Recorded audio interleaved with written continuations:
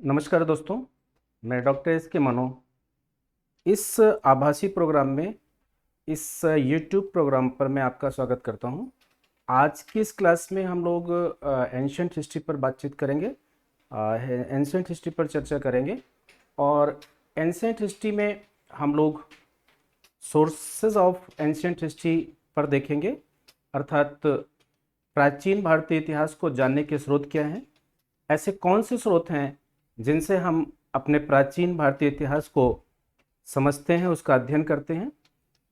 इन सब पर जो इन सब पर हम बात करें, उससे पहले ये ज़रूरी है कि थोड़ा सा हम ये समझ लें कि हिस्ट्री क्या है, और फिर हम सोर्सेज पे बात करेंगे। और प्रारंभिक परीक्षा और मुख्य परीक्षा के मद्देनज़र ये बेहद ही महत्वपूर्ण टॉपिक है, sources of ancient Indian history. तो आइए पहले हम ये देखते हैं कि हिस्ट्री क्या है। तो जैसा आपको ये आइडिया होगा थोड़ा सा कि हिस्ट्री इतिहास, ये इतिहास अतीत का एक अनुक्रमिक अध्ययन है, अर्थात अतीत की ऐसी कहानी जो मानवीय सभ्यता एवं संस्कृति से सरोकार रखती है, इतिहास कहलाती है। इतिहास शब्द दो शब्दों से मिलकर बना हुआ है। एक, इसको समझते हैं जरा सा, इति और हास। इति और हास।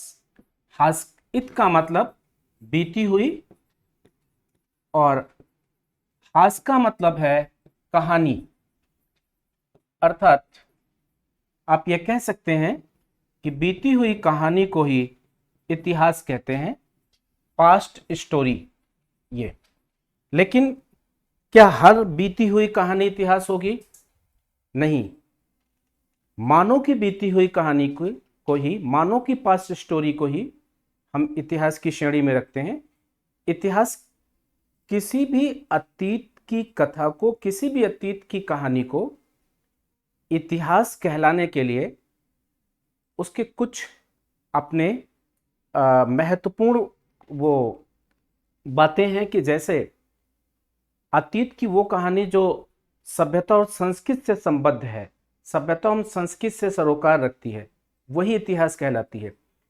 अगर हम ये कहते हैं कि अतीत की केवल कहानी, तो अतीत तो बहुत पशु पक्षियों का भी है, लेकिन पशु पक्षियों की अतीत को हम इतिहास नहीं कहेंगे।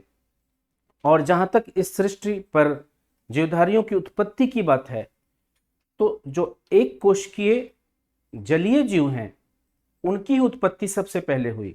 इससे ये पता चल रहा है कि अतीत तो हम लोगों से ज़्यादा पुराना उनका है, लेकिन उनके अतीत को हम इतिहास नहीं कहेंगे, क्योंकि उनकी अपनी कोई सभ्यता और संस्कृति नहीं है।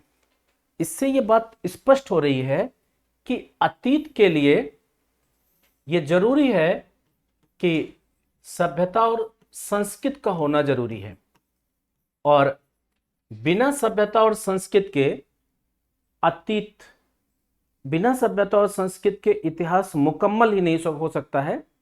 क्योंकि केवल अगर हम ये कहेंगे अतीत, तो वो तो सभी का है, लेकिन सभ्यता और संस्कृति ये केवल मानव के साथ है। तो हम अब इस तरह कहेंगे कि अतीत की ऐसी कहानी जो मानवीय सभ्यता और संस्कृति से सरोकार रखती है, इतिहास कहलाती है। वर्तमान जीवित है, लेकिन जैसे ही वो बीतता है, अतीत में चला जाता है। और हर घटना जो घटित हुई है, चाहे वो अभी घटित हुई है, चाहे वो 10 वर्ष पहले हुई है, या फिर वो 1000 या लाख वर्ष पहले हुई है, वो सब इतिहास कहलाएगी। तो इस तरह से, लेकिन इतिहास के लिए जो आवश्यक तत्व है वो सभ्यता एवं संस्कृति है, साथ ही साथ क्रमिक घटना भी है। अर्थात अतीत की जो क्रमिक घटनाएं हैं वही इतिहास कहलाएंगी। इस इतिहास के जनक के रूप में जिस व्यक्ति को जाना जाता है वो हेरोडोटस हैं। इतिहास के जनक हेरोडोटस। और इन हेरोडोटस को, अगर हम ये कहें, यूनान के रहने वाले थे। अगर हम इसे भारतीय परिप्रेक्ष्य में कहें तो इन हेरोडोटस को भारत में संस्कृत भाषा में इन्हें हरिदत्त कह सकते हैं आप। अर्थात जैसा ये आपको थोड़ा सा आइडिया होगा कि यूनान के लोगों का नाम, जैसे यूनान में अरिस्टोटल कहते हैं, यहाँ अरस्तु कहते हैं, वहां सोक्रेटिस कह रहे हैं, यहाँ सुकरात। तो ये हेरोडोटस यहाँ पे हरिदत्त के नाम से इनके नाम को आइडेंटिफाई किया गया। अर्थात ये हरिदत्त, और यही इतिहास के जनक कहलाते हैं। ये जो हरिदत्त हैं, हेरोडोटस हैं, ये बेसिकली सोक्रेटिस के फ्रेंड थे, सुकरात के मित्र थे। मैं ये इसलिए बोल रहा हूं कि इससे ये आइडिया लगेगा कि अगर ये सुकरात के मित्र थे, इसका मतलब ये है, और सुकरात जो था वो प्लेटो का गुरु था और प्लेटो अरस्तु का गुरु था। इससे ये बात स्पष्ट होती है कि हेरोडोटस सुकरात के समकालीन रहे होंगे, और ये बात फिर इसमें निहित हो जाती है कि ये अरस्तु से तो पहले ही रहे होंगे। तो ये 500 ईसा पूर्व में थे, और हेरोडोटस ने जो पुस्तक लिखा वो हिस्टोरिका है, हिस्टोरिका। और इसी हिस्टोरिका, और ये ग्रीक भाषा में है, और ये 500 बीसी में लिखी गई पुस्तक है। हिस्टोरिका का कंटेंट क्या है, इसकी विषय वस्तु क्या है? तो हिस्टोरिका बेसिकली जो हेरोडोटस ने इसमें इसका कंटेंट इसमें समावेशित किया है, वो एक पेलोपोनेसियन युद्ध की विषय वस्तु इसमें है, अर्थात पेलोपोनेसियन युद्ध का वर्णन है।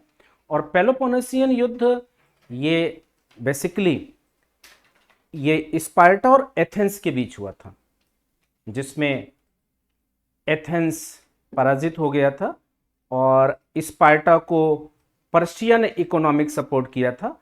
पर्शिया ने उसको, ईरान ने आर्थिक सहयोग किया था, इससे स्पार्टा जीत गया था। तो बेसिकली ये इसमें पेलोपोनेसियन युद्ध का उल्लेख है इस पुस्तक में, हिस्टोरिका में, जिसको हेरोडोटस ने लिखा है। ये तो हमने इतिहास के संदर्भ में एक सामान्य बात किया, अर्थात एक इतिहास है क्या। अब हम अतीत को जानने के लिए, अतीत को समझने के लिए, अतीत का अध्ययन, क्योंकि मनुष्य इतना दीर्घायु तो होता नहीं कि वो कोई व्यक्ति आज का 500 साल पहले या 1000 साल पहले का हो और वो आज हमें अपने इतिहास, उस समय की घटनाओं के विषय में बता पाए। तो इतिहास की जो अतीत की घटनाएं हैं, जो पास्ट की घटनाएं हैं, उन घटनाओं को समझने के लिए, उनके अध्ययन के लिए हमें कुछ सोर्सेज, हमें कुछ स्रोत की जरूरत पड़ेगी। और वो सोर्सेज या स्रोत वो पुरातत्व भी हो सकते हैं, वो साहित्यिक भी हो सकते हैं, अर्थात वो पुरातत्व संबंधी भी हो सकते हैं। इस धरातल, इस पृथ्वी के नीचे की तमाम ऐसी चीजें हैं जिनके आधार पे हम अपने अतीत का अध्ययन कर सकते हैं, और या ऐसी अनेक पुस्तकें हैं, साहित्य हैं, जिनके आधार पे हम अध्ययन कर सकते हैं अतीत का। तो मोटे तौर पे हम प्राचीन भारतीय इतिहास को समझने के लिए दो स्रोतों को अपनाते हैं, दो स्रोतों का अध्ययन करते हैं, एक पुरातात्विक और दूसरा साहित्यिक स्रोत।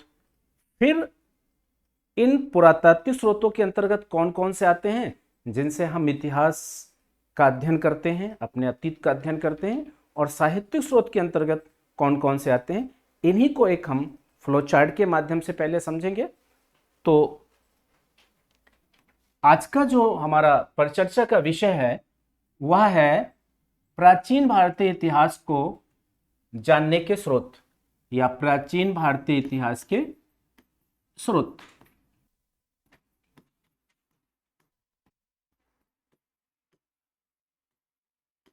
प्राचीन भारतीय इतिहास के स्रोत, sources of ancient Indian history.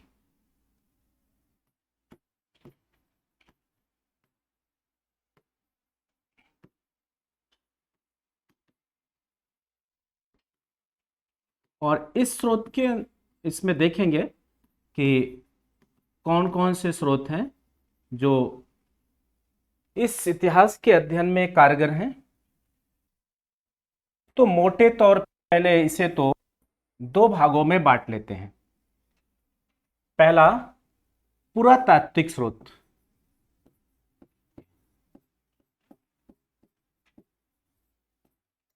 और दूसरा है साहित्यिक स्रोत।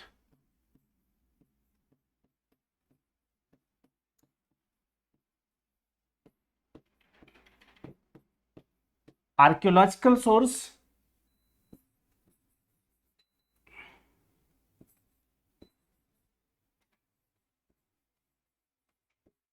आर्कियोलॉजिकल सोर्सेस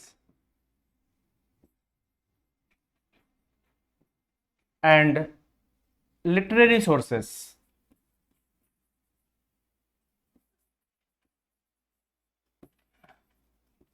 ये दो बातें, पुरातात्विक स्रोत और साहित्यिक स्रोत। फिर पुरातात्विक स्रोत के अंतर्गत कौन कौन से टूल्स आएंगे, किस इसके अंतर्गत क्या क्या आएंगे। जैसे इसके अंदर अभिलेख,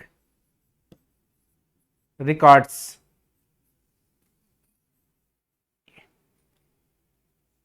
भवन या मंदिर, इस तरह की चीजें, और भवन एवं स्मारक,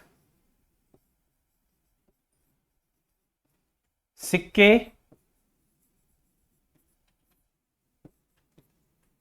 मूर्तियां, चित्रकला, पेंटिंग, और मोहरें, सील्स, ये सभी के सभी पुरातात्विक स्रोत के अंतर्गत आएंगे। अर्थात इनके अध्ययन, इनके द्वारा हम अपने प्राचीन भारतीय इतिहास को समझते हैं। इनके अध्ययन से मदद मिलती है। जैसे सपोज अभिलेख, अभिलेखों में अभी हम चर्चा करेंगे एक एक करके सब पे। पहले एक बार हम उन्हें समझ लें कि क्या क्या स्रोत हैं, फिर क्रमशः हम एक एक के को लेकर के बातचीत करेंगे। साहित्यिक स्रोत को बेसिकली जो लिटरेरी सोर्स है, इन साहित्यिक स्रोत को फिर दो श्रेणियों में दिया जाए। पहला भारतीय साहित्य, इंडियन लिटरेचर, ये, और दूसरा विदेशी साहित्य, फॉरेन लिटरेचर, या आप इसे विदेशी यात्रियों का विवरण भी कह सकते हैं। विदेशी यात्रियों का विवरण, डिस्क्रिप्शंस ऑफ फॉरेन, विदेशी यात्रियों का विवरण किए। जो भारतीय साहित्य है, इस भारतीय साहित्य को फिर हम ये देखेंगे कि भारतीय साहित्य के अंतर्गत कौन कौन से साहित्य हैं। क्या वो धार्मिक साहित्य है, या फिर वो धर्मनिरपेक्ष साहित्य है, या वो दक्षिण भारत के संगम साहित्य हैं। इन साहित्य के माध्यम से किस तरह से हम प्राचीन भारतीय इतिहास को समझते हैं। तो भारतीय साहित्य में धार्मिक साहित्य,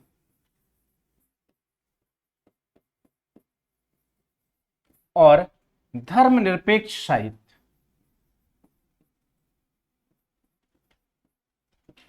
धर्मनिरपेक्ष साहित्य यानी कि आप ये कह सकते हैं कि सेकुलरिस्ट लिटरेचर, रिलीजियस लिटरेचर और संगम साहित्य, ये तीन श्रेणियां आती हैं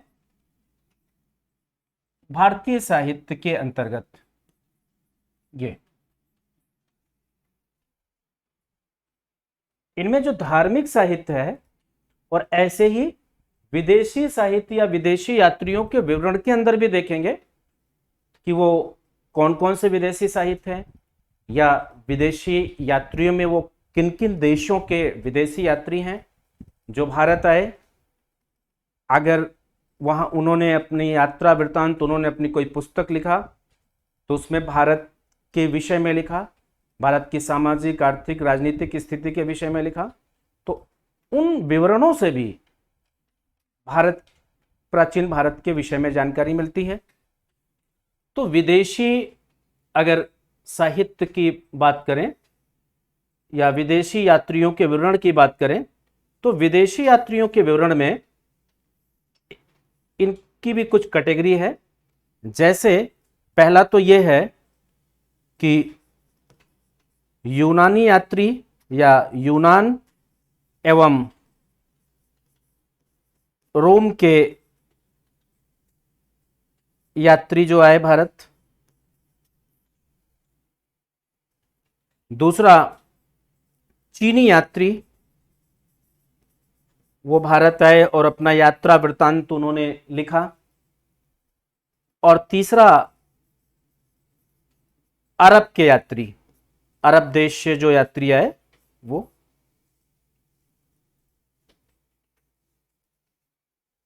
अब इसमें जो रोम या यूनान के यात्री हैं, रोम एवं यूनान के यात्री,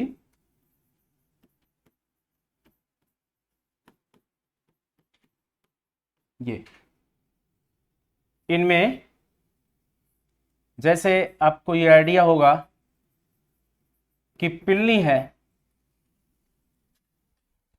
हेरोडोटस है जो इतिहास का जनक ही है, ये हेरोडोटस है, आनेसिक्टस है, आनेसिक्टस, अरिस्टोबुलस, अरिस्टोबुलस, निरियाकस, ये सब के सब यूनानी यात्री हैं, यूनान के लेखक हैं और भारत आए। इनमें प्लिनी यूनान का रहने वाला है, यूनान का लेखक है और उसने प्रथम सदी ईस्वी में नेचुरल हिस्टोरिका नामक पुस्तक लिखा। और यह नेचुरल हिस्टोरिका भारत और यूरोप के बीच जो बेहतर व्यापारिक संबंध थे, जो ट्रेड रिलेशनशिप था, उसके विषय में बयां करती है इसकी पुस्तक नेचुरल हिस्टोरिका। और ये प्लिनी उस पुस्तक के माध्यम से ये बताता है कि भारत और यूरोप का व्यापार वो ईसा पूर्व से चल रहा था, अर्थात ईसवी की शुरुआत से पहले से चल रहा था। और कौन कौन सी चीजें यूरोप को भारत निर्यात करता था या भारत को कौन कौन सी चीजें आयात होती थी यूरोप से, इन सब बातों का उल्लेख किया है। हालांकि यहीं पर एक नाविक है जिसकी पुस्तक है पेरिप्लस ऑफ द एर्थियन सी, वो भी प्राचीन भारत के यूरोप और भारत के व्यापारिक संबंधों के विषय में बताने वाली पुस्तक है। फिलहाल उसके राइटर का पता अभी तक नहीं चल पाया है कि वो पेरिप्लस ऑफ द एर्थियन सी को लिखा किसने है, लेकिन यह आइडिया लगाया जाता है कि उसमें समुद्री यात्राओं का उल्लेख है, समुद्र के रास्ते व्यापार का उल्लेख है। इससे ये स्पष्ट होता है कि उसका लेखक कोई नाविक ही रहा होगा।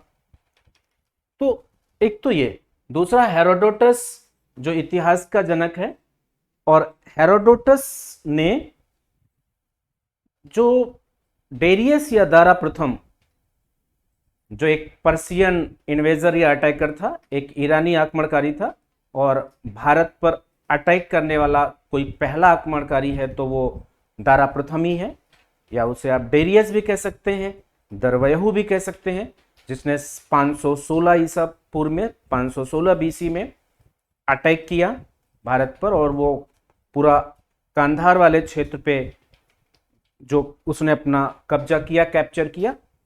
इस बात को कि दारा प्रथम ने भारत पर अटैक किया और पूरा जो कांधार वाला भाग है उसको उसने कैप्चर किया, इस बात का उल्लेख हेरोडोटस करता है, हेरोडोटस बताता है। दूसरी बात, अगर हम ये कहें कि दारा प्रथम जो पहला आक्रमणकारी है, अटैक करने वाला, भारत पर पहला व्यक्ति है जिसने अटैक किया। अगर हम ये कहें कि पुरातात्विक स्रोतों में कौन से अभिलेख हैं जो उसको बताते हैं, तो पर्सिपोलिस, बेहुस्तून जैसे अभिलेख भी उसके अटैक के विषय में बताते हैं। अभी अभिलेख में देखेंगे उसे। आनेसिकटस, अरिस्टोबुलस और निरियाकस ये सिकंदर के साथ भारत आए थे, और सिकंदर के साथ भारत आए तो जाहिर सी बात है यहाँ पे रुके और इन्होंने यहाँ के विषय में लिखा। तो अब दूसरा, अगर हम चीनी यात्रियों की बात करें कि ऐसे चीनी यात्री कौन है जो भारत आए और उन्होंने फिर भारत के विषय में अपने यात्रा वृत्तांत में जो लिखा, उससे प्राचीन भारत को जानने में मदद मिलती है। तो चीनी यात्रियों में पाहियान, ये वैनसांग,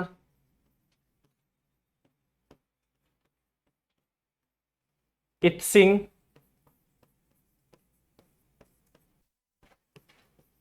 उइली और फाइयान, हैंसांग, इत्सिंग, उइली ये चीनी यात्री हैं। इनमें फाइयान पहला चीनी यात्री है जो चंद्रगुप्त विक्रमादित्य, या आप उसको चंद्रगुप्त द्वितीय गुप्त वंश के शासक चंद्रगुप्त सेकंड या विक्रमादित्य के शासनकाल में आया। 399 ईस्वी में भारत आया, 414 तक रहा, भ्रमण किया भारत का। उसने अपने यात्रा वृत्तांत फोकुओकी में, जो इसका यात्रा वृत्तांत है फाहियान का, वो है फोकुओकी। ये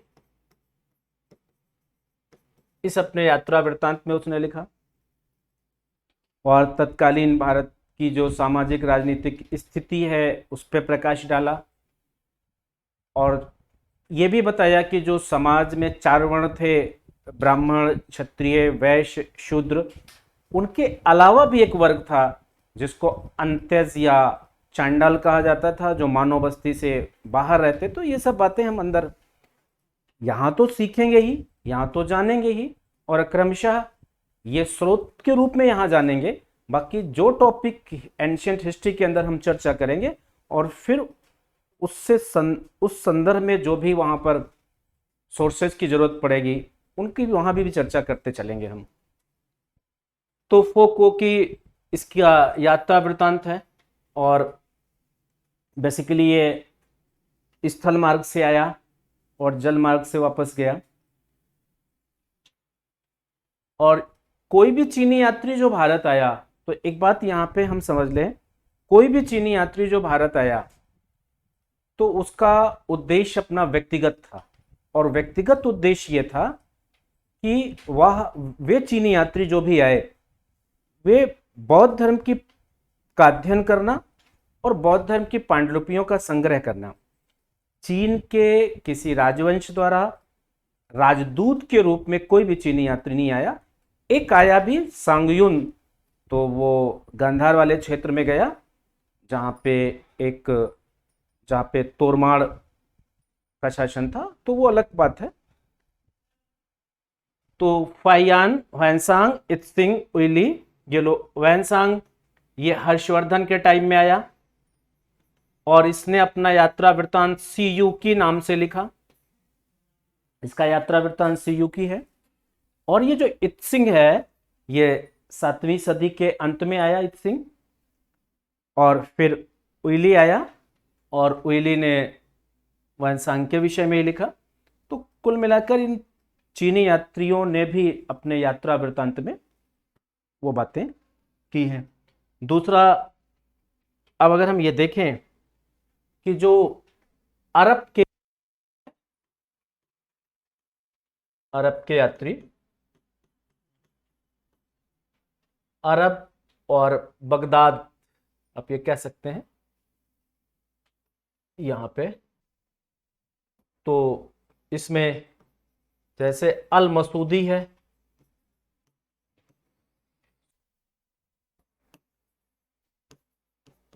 अल है, ये सभी अरब के यात्री हैं और ये भारत आए और फिर जो इन्होंने साहित्य सृजन किया, जो इन्होंने रचना की, जो इन्होंने पुस्तकें लिखी, उसमें भारत के विषय में बताते हैं, लिखा इन्होंने।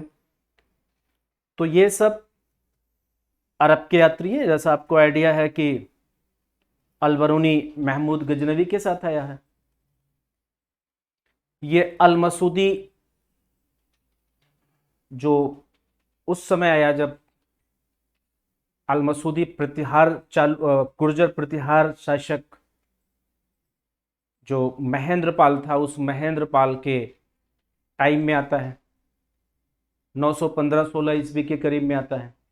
तो ये यहाँ आए, इन्होंने भारत का भ्रमण किया, और जो इन्होंने रचनाएं की, पुस्तकें लिखी, उनमें भारत की स्थिति का, भारत की दशा का वर्णन किया है, जिससे प्राचीन भारत को जानने का अवसर मिलता है हमें, प्राचीन भारत को हम समझ पाते हैं। ये तो हमने अभी यात्रियों के विवरण की बात कही, लेकिन अभी साहित्य के अंतर्गत जब हम लोग ये देखते हैं कि धार्मिक साहित्य के अंदर कौन कौन से साहित्य आएंगे और धर्मनिरपेक्ष साहित्य के अंदर कौन कौन से साहित्य आएंगे, और संगम साहित्य के दायरे में किन किन साहित्यों को रखा जाता है। तो धार्मिक साहित्य और धर्मनिरपेक्ष साहित्य,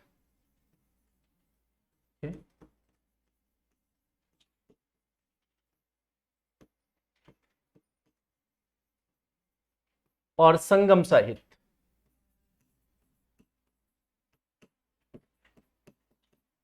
ये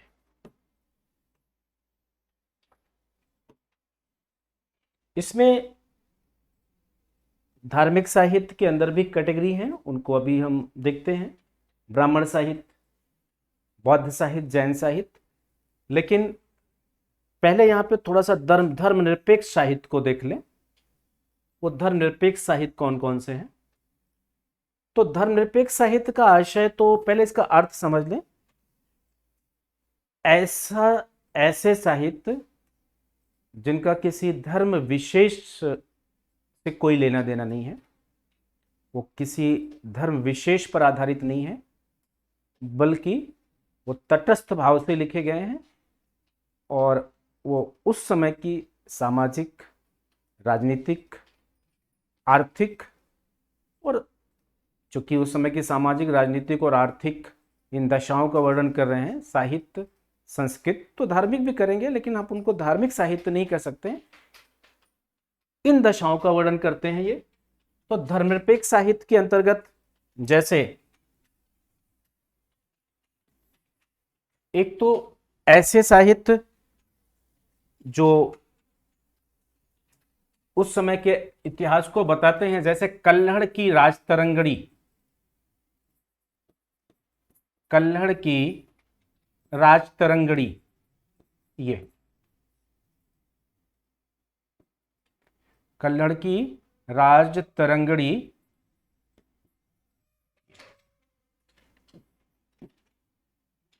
कौटिल्य का अर्थशास्त्र, कौटिल्य का अर्थशास्त्र, विशाख दत्त का मुद्रा राक्षस,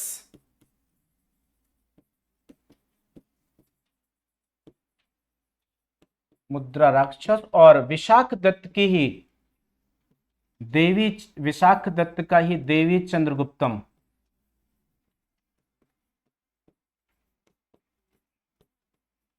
देवी चंद्रगुप्तम,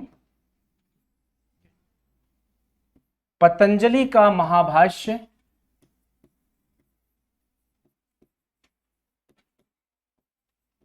पाणिनि की अष्टाध्यायी, और कालिदास की जितनी भी रचनाएं हैं, अभिज्ञान शाकुंतलम, मेघदूतम, ऋतुसंहार, विक्रमोर्वशीय, मालविकाग्निमित्रम, कालिदास की समस्त रचनाएं, इन सभी को धर्मनिरपेक्ष साहित्य के अंतर्गत ही रखा जाता है, और ये प्राचीन भारतीय इतिहास के विषय में हमें जानकारी देते हैं।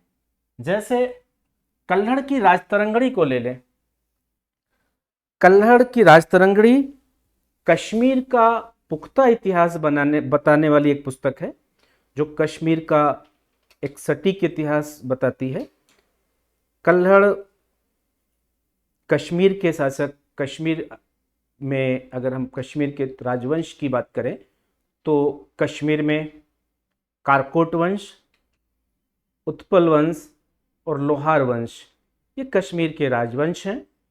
इनमें जो उत्पल वंश है, उसी उत्पल वंश में एक रानी दिद्दा हुई थी, जो कहा जाता है कि एक महिला वीरांगना जिसने कश्मीर में शासन किया।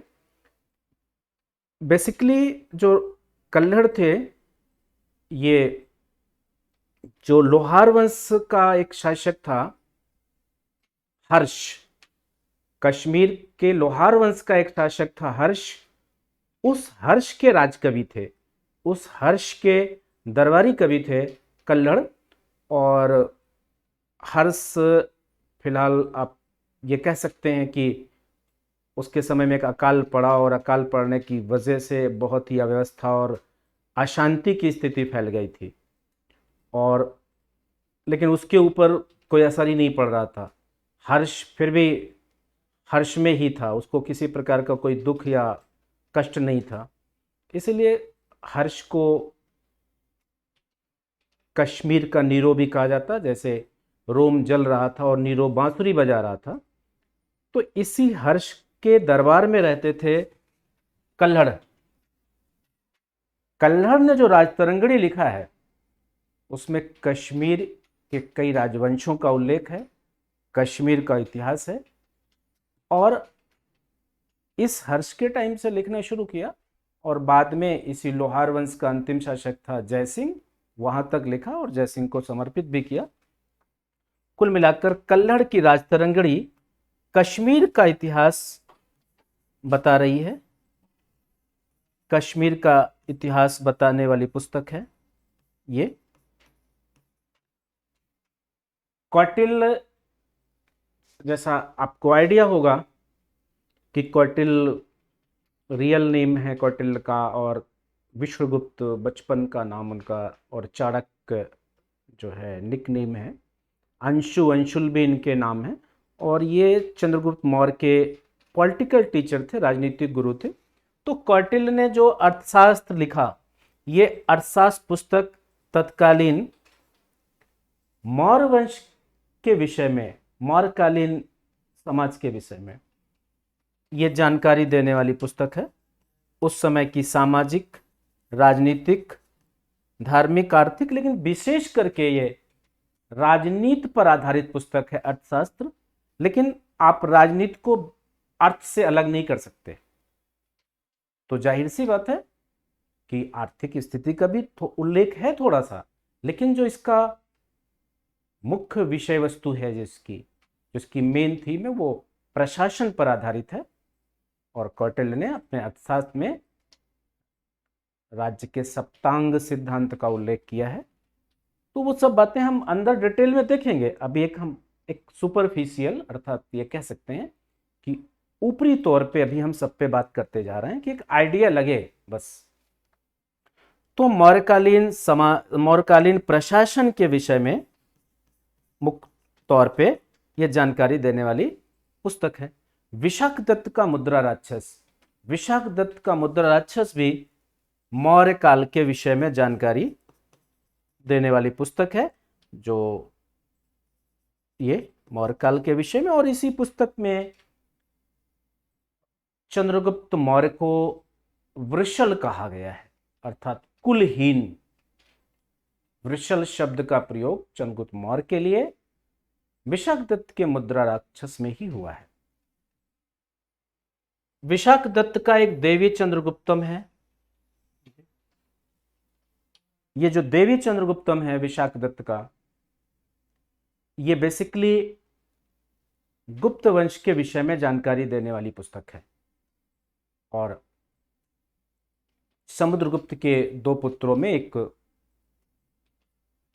रामगुप्त और दूसरा चंद्रगुप्त सेकंड, तो जो रामगुप्त है और दूसरा चंद्रगुप्त सेकंड है, तो बेसिकली देवी चंद्रगुप्तम रामगुप्त पर ही लिखी गई है, लेकिन और भी गुप्त वंश के व्यक्तित्व के विषय में जानकारी देती है ये। इसमें इन्होंने ये दिखाया है, विशाख दत्त ने, कि जो रामगुप्त है वो शकों के साथ एक युद्ध में अपनी पत्नी ध्रुवदेवी को हार जाता है, दांव पे लगा देता है। इन सब बातों का उल्लेख इसमें है। तो एक तो ये पतंजलि का महाभाष्य, पतंजलि शुंग वंश के शासक पुष्यमित्र शुंग के राजवैद्य थे और पुरोहित भी थे। उसने जो अश्वमेध यज्ञ कराया था, और अश्वमेध यज्ञ के पुरोहित पतंजलि ही थे। पतंजलि ने जो महाभाष्य लिखा, ये बेसिकली जो पाणिनि का अष्टाध्यायी है उस पर लिखा गया टीका है, टिप्पणी है, कमेंट है। तो ये शुंग वंश के विषय में जानकारी दे रही है, शुंग वंश के विषय में जानकारी देने वाली पुस्तक है। ऐसे तमाम इस और भी स्रोत हैं जो, और इन स्रोतों की चर्चा ऐसा नहीं है अभी हम ये देख रहे हैं, बाकी जब अंदर जो भी डायनेस्टीज का हम स्टडी करेंगे, अध्ययन करेंगे, वहाँ पे कौन कौन से स्रोत आए हैं उस वंश के विषय में जानकारी देते हैं, उनके वहाँ पे भी देखते चलेंगे। जैसे यहाँ पे बाणभट्ट का हर्षचरित है, कादम्बरी है, और वो मयूर का सूर्य शतक है। बाणभट्ट और मयूर ये दोनों हर्षवर्धन के दरबार में रहते थे, दोनों ने लिखा है।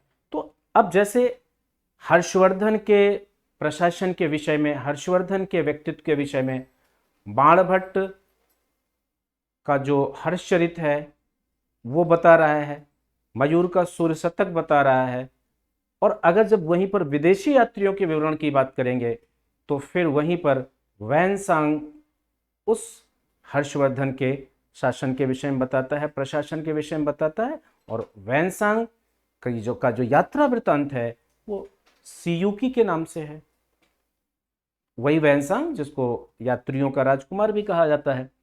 तो ये सब बातें अब हम यहाँ पर इस धार्मिक साहित्य के अलावा संगम साहित्य को भी देख लेते हैं, और फिर ये धर्मनिरपेक्ष साहित्य के अंतर्गत ये है, और इसके बाद हम संगम साहित्य को भी देखते हैं कि संगम साहित्य में बेसिकली कौन से साहित्य। संगम साहित्य के अंतर्गत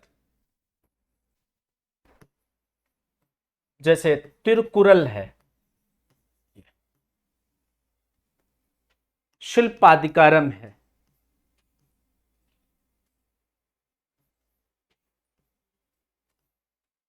शिल्पाधिकारम,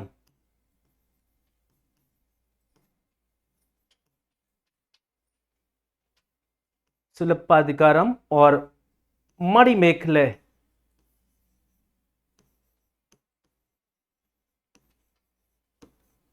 जीवक चिंतामणि,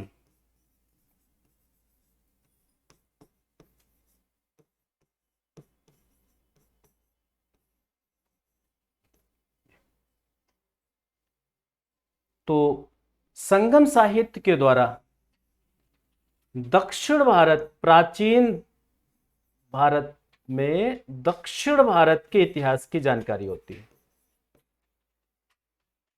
और जब दक्षिण भारत की बात करेंगे तो जाहिर सी बात है कि चोल चेर पांड्य के विषय में, तो संगम साहित्य दक्षिण भारत के विषय में जानकारी देने वाले साहित्य हैं। तो ये इनकी भी का भी अध्ययन करेंगे। अब हम धार्मिक साहित्य के अंतर्गत देखेंगे कि वो धार्मिक साहित्य के अंतर्गत कौन कौन से साहित्य इसमें समाहित हैं, कौन कौन से साहित्य की गणना इसमें की जाती है। तो धार्मिक साहित्य को भी मोटे तौर पे पहले 3 भागों में बांट लेते हैं, अर्थात ऐसे साहित्य जो विशेष तौर पर ब्राह्मण धर्म से संबंधित हैं, दूसरे वो जो बौद्ध धर्म से संबंधित हैं, और तीसरे वे जो जैन धर्म से संबंधित हैं। तो पहले जो ब्राह्मण धर्म से संबंधित हैं उन साहित्य की चर्चा करेंगे ये, और दूसरा बौद्ध साहित्य, और तीसरे वे हैं जैन साहित्य।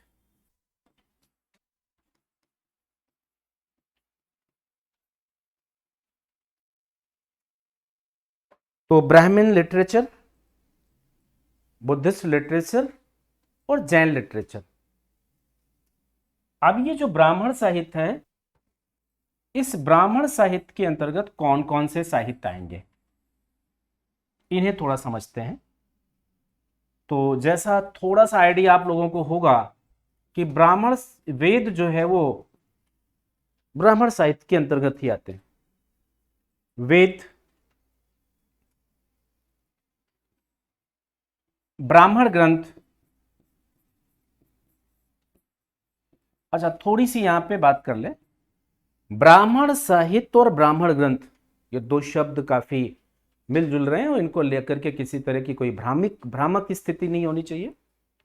ब्राह्मण लिटरेचर का एक पार्ट है ब्राह्मण ग्रंथ।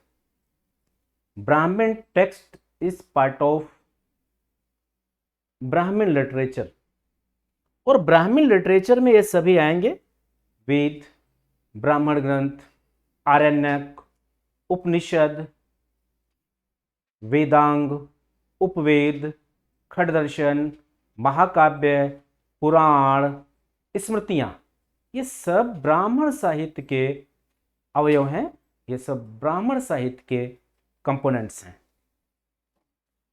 तो वेद, ब्राह्मण ग्रंथ, आरण्यक, उपनिषद, और इन्हें ही वेदांत भी कह दिया जाता है, और इन्हें ही अध्यात्म विद्या भी कहते हैं। अध्यात्म विद्या जो बोला जा रहा है और जो लिखा जा रहा है, अर्थात जो अभिव्यक्ति हो रही है विचारों की, और जो फिर लिखा जा रहा है, दोनों के बीच में एक तारतम्य बनाएंगे, थोड़ा सा तादात्म्यकरण, तो चीजें ज्यादा समझ में आएगी कि भाई यही बोला गया, यही लिखा गया, और समझने में मदद मिलेगी। उपनिषद, और उपनिषद के बाद वेदांग, और वेदांग के बाद जो वेदांग है वो भी इसी के पार्ट है। ब्राह्मण ग्रंथ के, ब्राह्मण साहित्य के उपवेद, और महाकाव्य,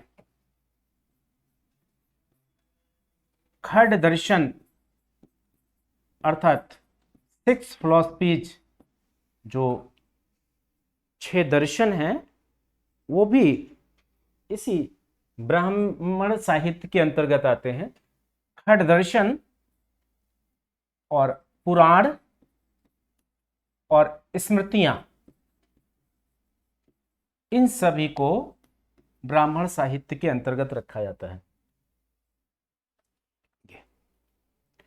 तो इनका एक एक करके हम लोग देखेंगे कैसे मदद करते हैं ये प्राचीन भारतीय इतिहास को जानने में, और फिर अंदर भी देखेंगे। जब वैदिक काल पर बात करेंगे तो इनमें ये देखेंगे कि कुछ फिर वेदों में भी वेद के पार्ट हैं, ये ऋग्वेद, यजुर्वेद, सामवेद, अथर्ववेद। इनमें जो ऋग्वेद है वो ऋग्वैदिक काल में संकलित हुआ, वो ऋग्वैदिक काल में उसका सृजन हुआ, और जो यजुर्वेद, सामवेद, अथर्ववेद हैं, इनका संकलन उत्तर वैदिक काल में हुआ। ऋग्वेद, यजुर्वेद, सामवेद, इन तीनों को मिलाकर वेदाश्ट्रायो या वेदत्रयी या वेदत्रय नाम दिया गया। वेदत्रयी में अथर्ववेद को नहीं समाहित किया जाता, नहीं सम्मिलित किया जाता। इसमें से ऋग्वेद ही ऋग्वैदिक काल में लिखा गया। सही मायने में इन ब्राह्मण साहित्य में ऋग्वेद ही ऋग्वैदिक काल में लिखा गया, बाकी शेष जितने भी वैदिक साहित्य हैं ये सभी के सभी उत्तर वैदिक काल में कुछ लिखे गए और कुछ तो सूत्र काल तक भी गए और बाद में भी लिखे गए, लेकिन ऋग्वैदिक काल का एक ही है ऋग्वेद। ये और आर्यों के विषय में जानकारी का जो लिटरेरी सोर्स है, एक साहित्यिक स्रोत है, वो ऋग्वेद ही है जो आर्यों के विषय में बताता है।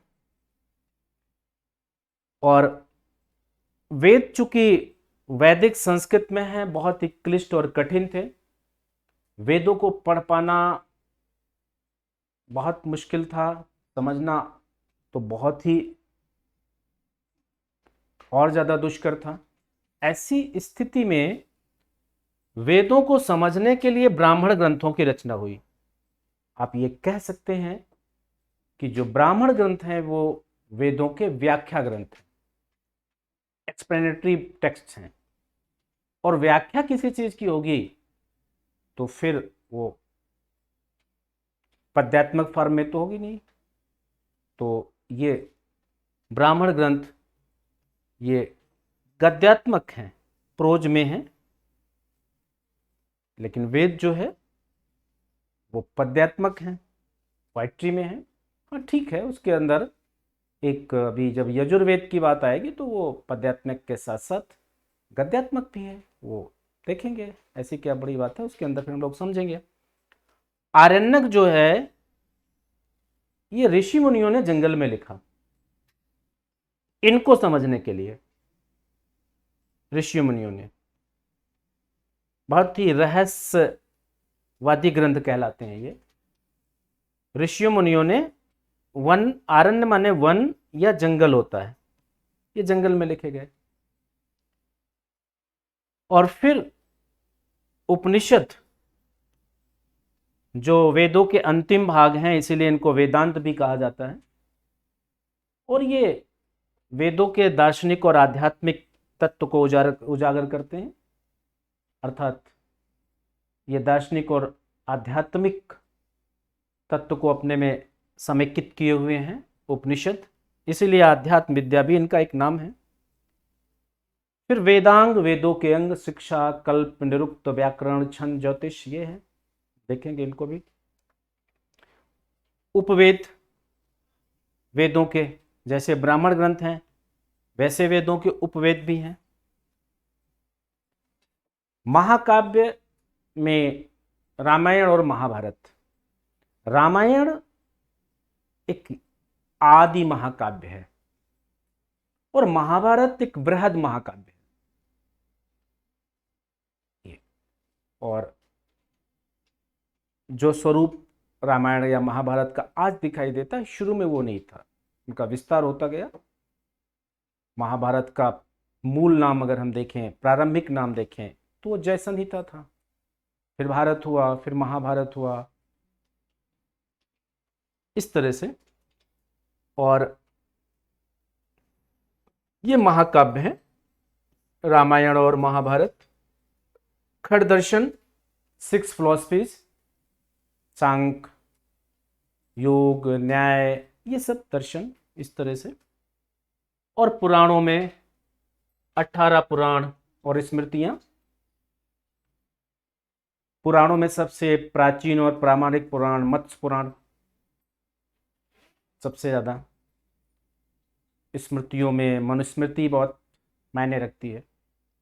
अब जैसे पुराण में बात कर रहे हैं तो विष्णु पुराण है जो मौर्य वंश के विषय में जानकारी देता है, वायु पुराण है जो गुप्त वंश के विषय में जानकारी देता है, मत्स्य पुराण है जो सातवाहन वंश के विषय में जानकारी देता है।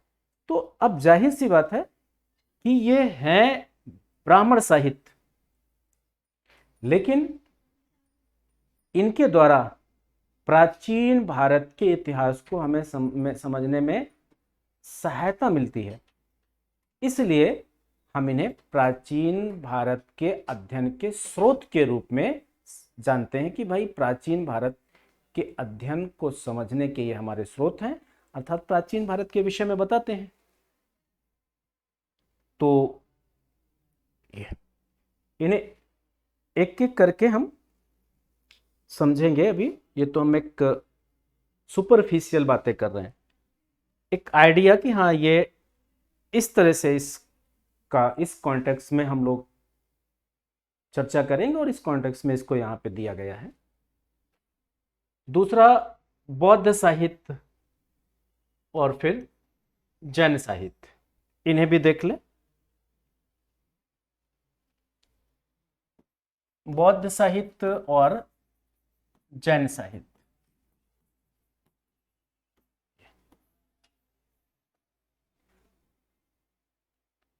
बौद्ध साहित्य में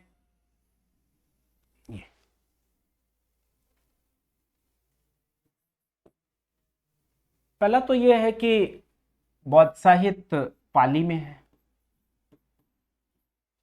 जहां ब्राह्मण साहित्य संस्कृत भाषा में है, वहीं बौद्ध साहित्य पाली में है और जैन साहित्य प्राकृत भाषा में है। हाँ, यह जरूर है कि कुछ बौद्ध साहित्य संस्कृत में भी है और कुछ जैन साहित्य भी संस्कृत में, उन्हें हम अंदर समझेंगे। तो बौद्ध साहित्य में फेमस त्रिपिटक है, जातक कथा है, ये मिलिंद पन्हो है,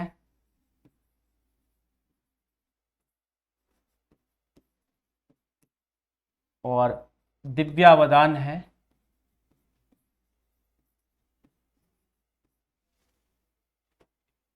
दिव्यावदान है, बुद्ध चरित है अश्वघोष का,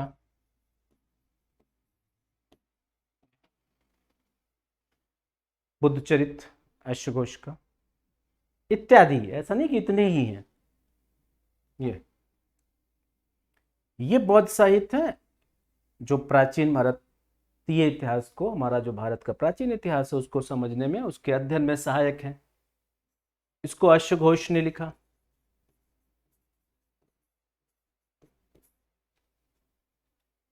बुद्ध चरित या अश्वघोष कनिष्क का राज कवि है, कुषाण वंश के शासक कनिष्क के दरबार में, और इसने बुद्ध चरित लिखा। त्रिपिटक एक महान बौद्ध साहित्य है और इस त्रिपिटक के कुछ भाग हैं, जैसे सुत्त पिटक, विनय पिटक और अभिधम पिटक। ये सुत्त पिटक, विनय पिटक, अभिधम पिटक, और इन तीन पिटकों को समेकित रूप से एक साथ त्रिपिटक कह दिया गया। ये त्रिपिटक का अर्थ है कि ज्ञान के तीन पिटारे, ज्ञान के तीन टोकरे या टोकरी, कुछ भी कहें। इसमें जो सुत्त पिटक और विनय पिटक है, इनका संकलन प्रथम बौद्ध संगीत के दौरान हुआ और इस अभिधम पिटक का संकलन तीसरी बौद्ध संगीत के दौरान हुआ, अशोक ने जब कंडक्ट करवाया था पाटलिपुत्र में। इसका संकलन आनंद ने किया, इसका संकलन उपाली ने किया और इसका संकलन मोगालीपुत्तिस ने किया। He was great philosopher of Buddhism. वो बौद्ध धर्म का महान विद्वान था, दार्शनिक था, फिलोसफर था, वो दार्शनिक था। तो अब इसमें सुत्त पिटक में महात्मा बुद्ध के उपदेश और बौद्ध धर्म के सिद्धांतों का संकलन है। वहीं पर विनय पिटक में बौद्ध भिक्षु और जो भिक्षुड़ियां हैं उन्हें जीवन कैसे व्यतीत करना चाहिए, किन किन नैतिकता का किन किन नियमों का पालन करना चाहिए, इस बात का उल्लेख इस विनय पिटक में है। और जो अभिधम पिटक है यह बेसिकली इसकी दार्शनिक विवेचना है। सुत पिटक का फिलोसफिकल एक्सप्लेनेशन है, दार्शनिक विवेचना है अभिधम पिटक। ये जातक कथा में महात्मा बुद्ध के पूर्व जन्मों की कहानी है। जातक कथा में वो अपने पूर्व जन्मों में कब कटफोड़वा थे, कब व्यापारी के बेटे थे, कब किसान के बेटे थे, कब बंदर थे, इन सब कथा का उल्लेख है, इन सब बातों का उल्लेख है। ये जातक कथा बुद्ध के पूर्व जन्मों की कहानी को बताती है। और मिलिंद पन्हो इसमें एक हिंद यूनानी शासक या इंडो ग्रीक या यवन रूलर मिनांडर, और उसको भारत में पाली भाषा में मिनांडर को मिलिंद कह देंगे, वो भारत आया और उसका आमना सामना, उसका बातचीत उसकी एक बौद्ध भिक्षु नागसेन के साथ हुई। एक फिलोसफिकल डिबेट हुआ, दार्शनिक संवाद, डिस्कशन। उसने कुछ प्रश्न पूछे, नागसेन ने, बौद्ध भिक्षु ने उसके बहुत अच्छे से उत्तर दिए। बहुत प्रभावित हुआ वो बौद्ध जो है वो मिलिंद या मिनांडर, उसने बौद्ध धर्म भी अपना लिया। और नागसेन ने एक किताब लिख दी, मिलिंद पन्हो। मिलिंद पन्हो का जो शाब्दिक अर्थ है वो है मिलिंद के प्रश्न, अर्थात मिलिंद ने जो प्रश्न किया था, नागसेन ने जो उत्तर दिया था, वही इसमें लिखा हुआ है। पाली भाषा में प्रश्न को पन्हो कहते हैं, इसलिए इसका नाम पड़ गया मिलिंद पन्हो, मिलिंद के प्रश्न। अतः आप कह सकते हैं कि यह पुस्तक प्रश्नोत्तर आधारित है, संवाद आधारित है, वार्तालाप आधारित है, कुछ भी कहें। ये दूसरा दिव्यावदान है। यह दिव्यावदान पुस्तक ये अशोक के राज्याभिषेक के विषय में बताती है। यही पुस्तक बताती है कि अशोक का राज्याभिषेक कैसे हुआ, जबकि सिंघली अनुश्रुतियां, दीपवंश और महावंश वो तो ये बताती हैं कि अशोक ने अपने 99 भाइयों की हत्या किया था गद्दी के लिए। वो अंदर हम देखेंगे जब आएंगे अशोका पे। लेकिन दिव्यावदान ऐसा नहीं कहती, वो 99 भाइयों की हत्या की बात नहीं करती। लेकिन दीपवंश, महावंश जो श्रीलंका या सिंघल द्वीप की अनुश्रुति है वो बताती। बुद्ध चरित अश्वघोष ने लिखा। तो इस तरह से ये बौद्ध साहित्य है जो प्राचीन भारतीय इतिहास के जानने के स्रोत हैं, उसके विषय में बताते हैं। और फिर सुत्त पिटक के भी पार्ट हैं, दीर्घ निकाय, मध्यम निकाय, अंगुत्तर निकाय, खुद्दक निकाय। तो इस तरह से जो सुत्त पिटक का एक पार्ट अभी हमने बताया, हम लोगों ने देखा कि दीर्घ निकाय, मध्यम निकाय, संयुक्त निकाय, अंगुत्तर निकाय, खुद्दक निकाय। उसमें जो अंगुत्तर निकाय है इसका एक पार्ट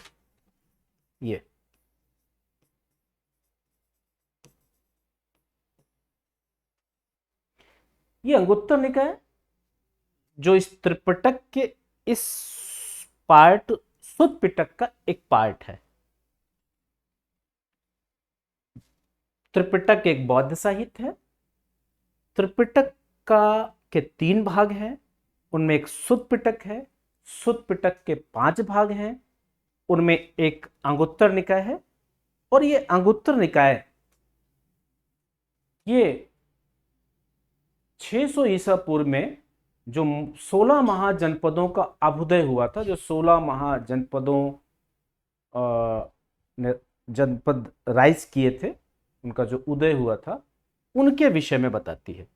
तो इसका मतलब कि अंगुत्तर निकाय ये 16 महाजनपदों के विषय में बताने वाली पुस्तक है। तो 16 महाजनपदों की पूरी लिस्ट, पूरी सूची जिस बौद्ध ग्रंथ में मिलती है वो अंगुत्तर निकाय है। हालांकि एक और ग्रंथ है बौद्ध साहित्य, वो भी है बौद्ध धर्म से ही संबंधित है, उसका नाम महावस्तु है। उस महावस्तु में भी ये 16 महाजनपदों की सूची मिलती है। और जो महावस्तु है वो बेसिकली जो खुद्दक निकाय है इसका एक भाग, अभी हमने नाम लिया कि दीर्घ निकाय, संयुक्त निकाय, मध्यम निकाय, खुद्दक निकाय, अंगुत्तर निकाय। तो खुद्दक निकाय के कई पार्ट हैं, थेरी गाथा, थेरा गाथा, धम्पद और जातक कथा बेसिकली उसी का, चारिया पिटक, महावस्तु। तो महावस्तु खुद्दक निकाय का एक भाग है। खुद्दक निकाय ये सुत पिटक का एक भाग है, सुत पिटक त्रिपिटक का एक भाग है। तो उस महावस्तु में भी जो बौद्ध साहित्य है और उसमें भी 16 महाजनपदों की सूची मिलती है। अब इसका मतलब कि 16 महाजनपदों का राजनीतिक इतिहास, पॉलिटिकल हिस्ट्री ऑफ 16 महाजनपदस अगर इन बौद्ध साहित्य में मिल रहा है, और 16 महाजनपद ये प्राचीन भारत का सेकंड अर्बन रिवॉल्यूशन कहलाता है, द्वितीय नगरीय क्रांति कहलाता है। तो अगर द्वितीय नगरीय क्रांति का उल्लेख, उनका राजनीतिक इतिहास, उनके विषय में बातें, उनका अभ्युदय कैसे हुआ, ये सब बात अगर इस बौद्ध साहित्य में मिल रहा है तो हम ये कहेंगे कि बौद्ध साहित्य प्राचीन भारतीय इतिहास को जानने के, समझने के एक महत्वपूर्ण स्रोत हैं। तो एक तो ये हम लोगों ने अभी देखा। अब साथ ही साथ यहां पर हम ये भी समझेंगे कि वो जैन साहित्य के अंतर्गत कौन कौन से टेक्स्ट आएंगे, वो कौन कौन सी जैन साहित्य है जिनसे प्राचीन भारतीय इतिहास को समझने में मदद मिलती है। तो आइए उन्हें भी देखते हैं।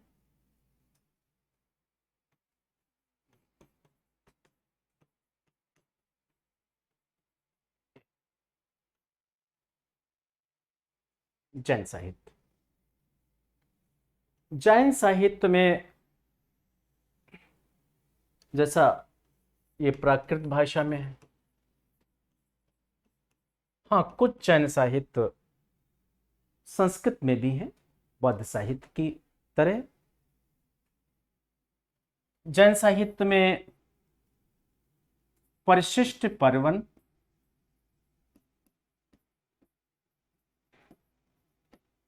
आगम,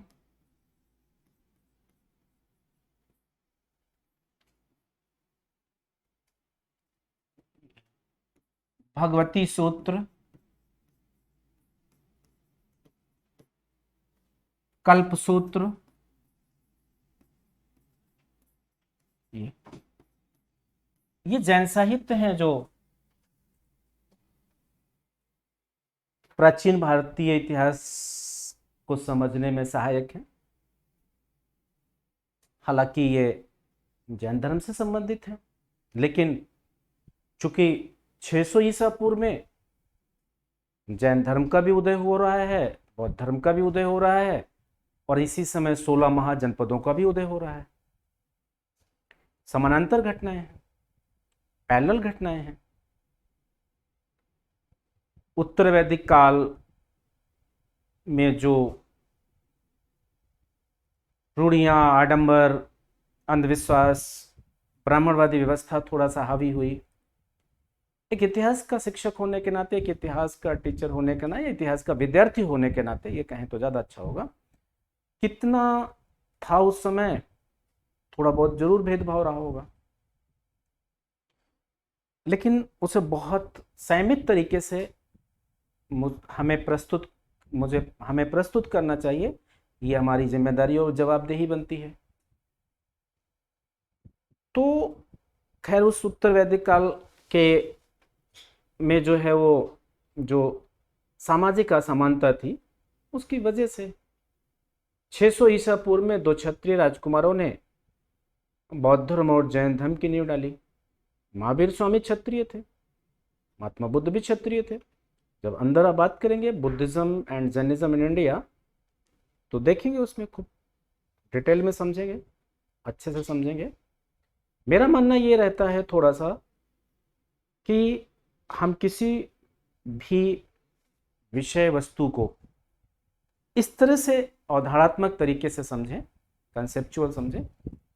बार बार मतलब मुझे एक ही विद्यार्थी को मैं चाहता हूं कि दोबारा ना पढ़ाना पड़े, बस एक बार वो मेरे, और फिर और भी वो कोचिंग कहीं ना करे, इधर अपना पढ़े, घर पे पढ़े, रिवीजन करे, कुछ उसमें नया घर पे ही बैठ के सीखे, मतलब समझने की जो प्रक्रिया है वो उसकी पूरी हो जाए। फिर उसमें और चीजें वृद्धि कर रहा है, बढ़ोतरी कर रहा है, वो अतिरिक्त बात है, वो तो निरंतर प्रक्रिया है।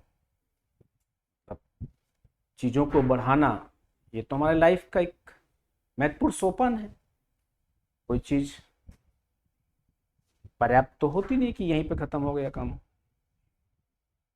और बढ़ाना ही नहीं है, जीवन में हमें यह भी सीखना है कि क्या नहीं सीखना है। जीवन में हमें यह भी सीखना है कि हमें क्या नहीं सीखना है, और क्या सीखा है क्या छोड़ना है। यह भी सीखने की प्रक्रिया का एक महत्वपूर्ण पार्ट है। तो तमाम ऐसी चीजें जो हमें छोड़ते भी रहना है, तमाम चीजें ऐसे जोड़ते भी रहना है, ये तो प्रोसेस है।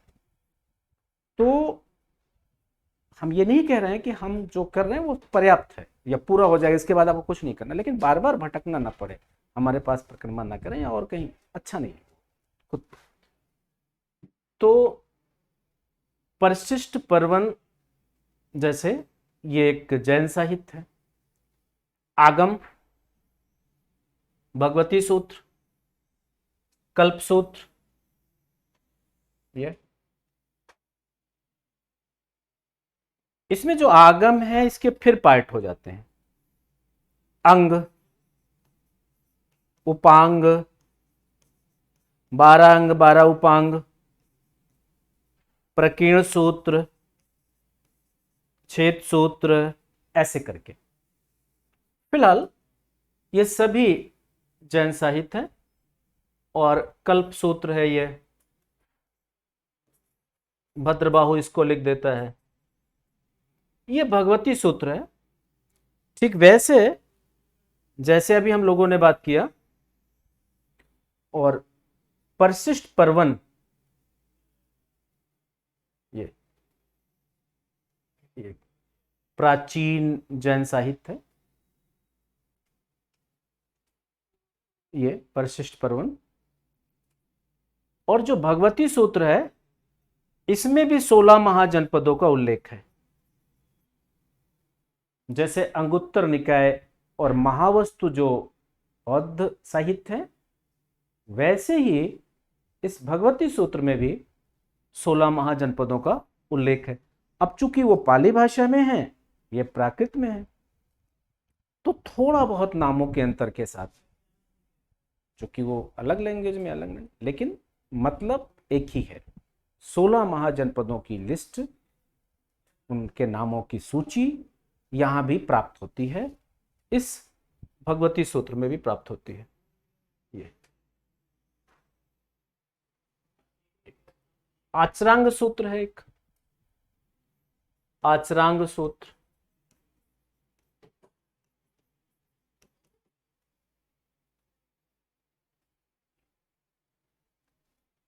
तो इन सब भगवती सूत्र में जैसा, और बुद्ध और महावीर स्वामी के विषय में भी है, ऐसा नहीं है, और 16 महाजनपदों के विषय में तो है ही है। तो ये सब 16 महाजनपदों के विषय में, और 16 महाजनपद ये प्राचीन भारत का, इनका निर्माण एक सेकेंड अर्बन रिवोल्यूशन कहलाता है। इन 16 महाजनपदों में अपनी प्रारंभिक स्थिति में जो काशी है वो बहुत ही समृद्धशाली था, और फिर समृद्धशाली था तो शक्तिशाली भी था थोड़ा सा। हालांकि बाद में सबसे शक्तिशाली बनकर वो मगध उभरा। क्या वजहें थी, क्या सरकमटेंसेस थी, क्या परिस्थितियां थी मगध के सबसे शक्तिशाली होने का, ये सब अंदर डिस्कस करेंगे। तो इस तरह से अभी हम लोगों ने एक मोटा मोटा खाका के तौर पे ये समझा कि ये ऐसे स्रोत हैं जिनसे हम प्राचीन भारतीय इतिहास को समझते हैं, समझने में मदद मिलती है। अब उनमें से अगर हम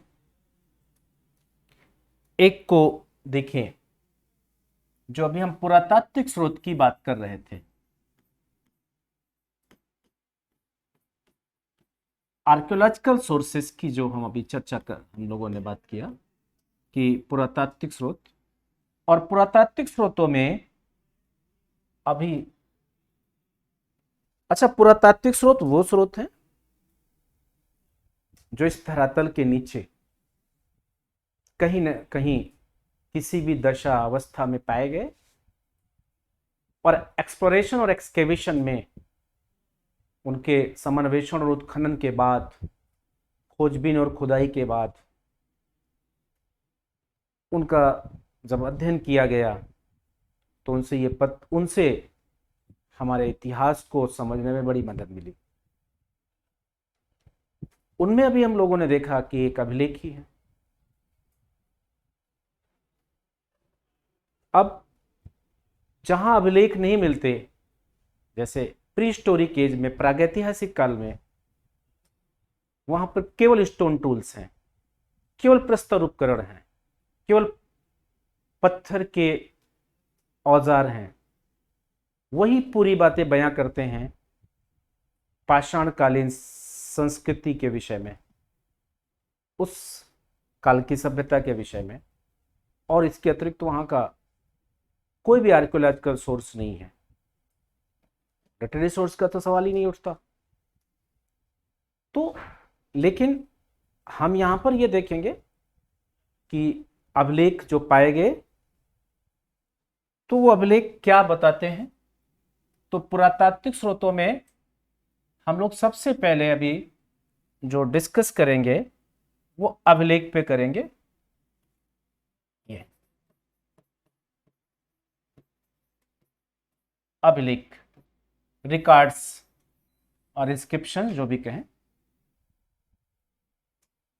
एक्चुअली अभिलेखों को भी 3 श्रेणियों में बांट दिया जाता है। एक तो गुहालेख, फिर शिलालेख और स्तंभ लेख। ये केव इंस्क्रिप्शन और रॉक एडिक्ट और पिलर एडिक्ट, ये 3 कैटेगरी हो जाती है रिकॉर्ड्स या इंस्क्रिप्शन की भी। अब कौन कौन से अभिलेख हैं और क्या जानकारी देते हैं, तो हम थोड़ा सा ये देखते हैं कि प्राचीनतम अभिलेख भारत के अंदर कौन से हैं। हालांकि अभिलेखों के माध्यम से सबसे पहले जिसने अपने विचार को जनता के समक्ष प्रस्तुत करने की कोशिश की, जिसने अभिलेखों के माध्यम से, रिकॉर्ड्स के माध्यम से जनता को संबोधित किया, एड्रेस किया, वो अशोक था।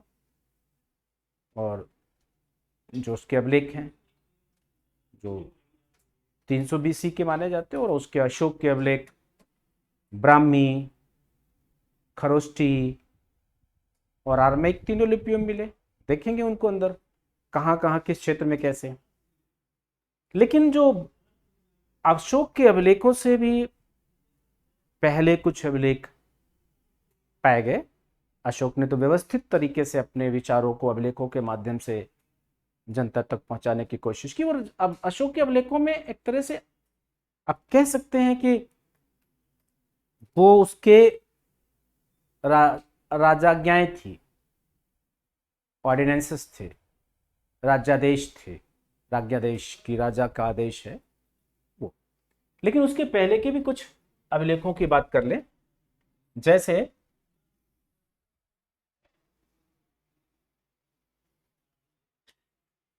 ये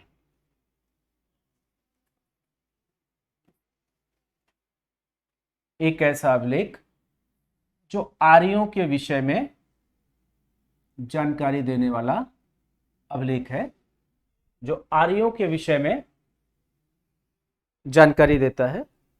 बोगज कोई अभिलेख। बोगज कोई अभिलेख क्या है, इसको समझते हैं।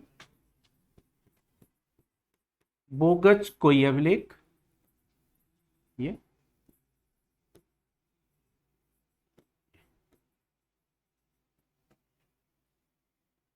बेहिस्तून अभिलेख,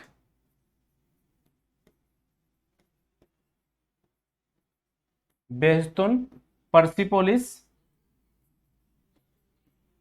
पर्सिपोलिस अभिलेख,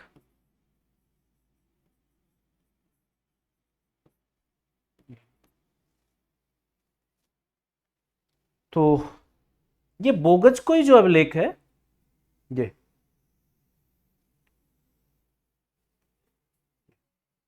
ये बोगज कोई अभिलेख ये एशिया माइनर अर्थात आप टर्की कहें वहां पाया गया। एक बोगज कोई स्थान था, वहां पर मिला। बिम्बलर ने खोजा, या बिम्बलर की खोज है, तो इसको डिस्कवर्ड बाय या इसकी खोज बिम्बलर ने किया, तो इसको बिम्बलर ने खोजा। और ये माना जाता है कि 1400 बीसी का होगा, 1400 ईसा पूर्व का होगा। एशिया माइनर में मिला, टर्की के पास।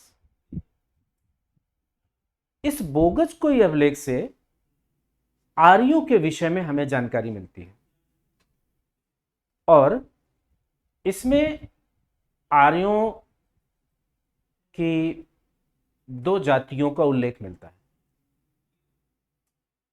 आर्यों के दो कबीलों का उल्लेख मिलता है, दो ट्राइब का उल्लेख मिलता है। और आर्य संस्कृति कबीलाई संस्कृति थी, ग्रामीण संस्कृति थी, हम बात करेंगे अंदर।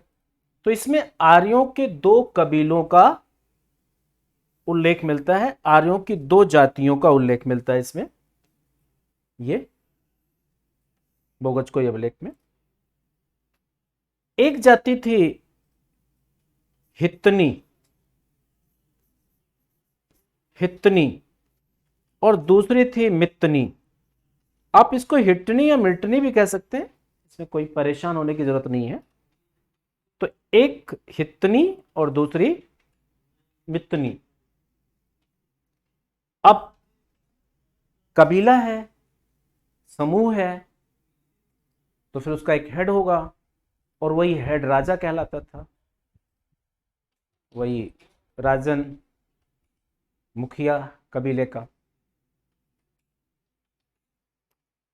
तो इस हित्तनी कबीला और मित्तनी कबीला, इसका जो हेड था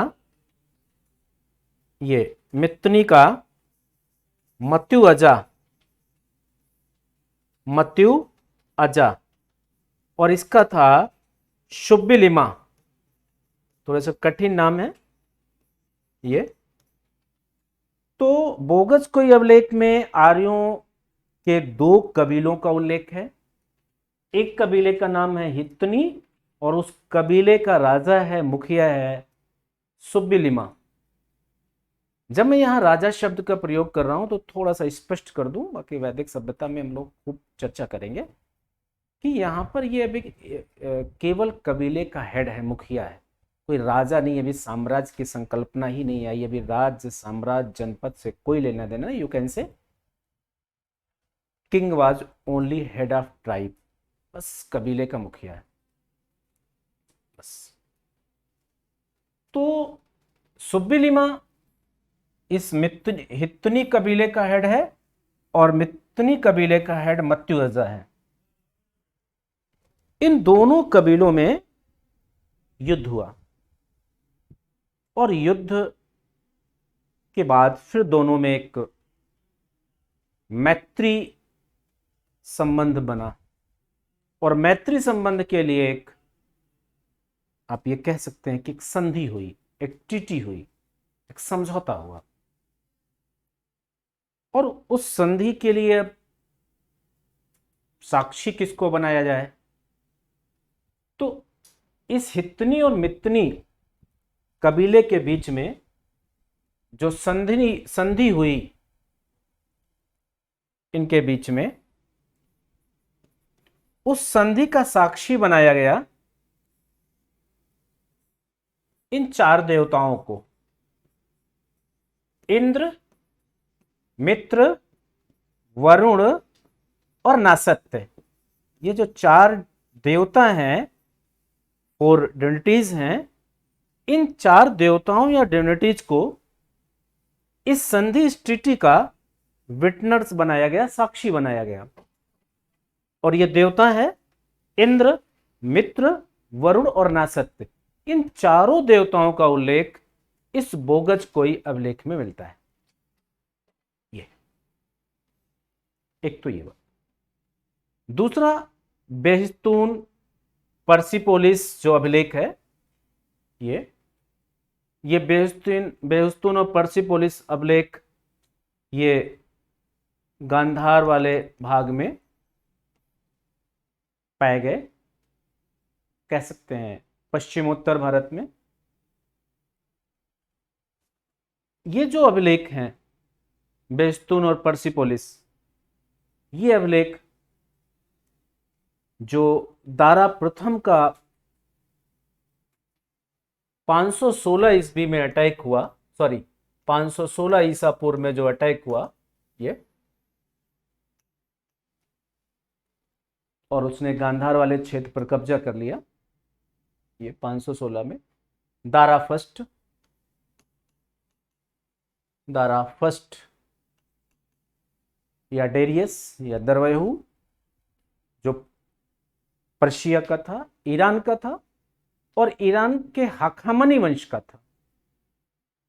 ईरान में हाखामनी वंश, उसकी स्थापना कुरुस या साइरस ने किया था, उसी वंश का था ये दारा प्रथम। और इसने इतने में अटैक किया उस पश्चिमोत्तर भारत पे, और इस बात का उल्लेख इस बेहस्तून, पर्सिपोलिस और नक्शे रुस्तम अभिलेख में मिलता है। अर्थात ये अभिलेख उसके अटैक के विषय में बताते हैं।